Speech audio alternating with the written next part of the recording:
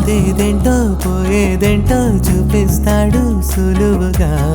శివ శివ అనగానే వివరము తెలిసినే, సర్వము విడిచాకే మర్మము దొరికెనే.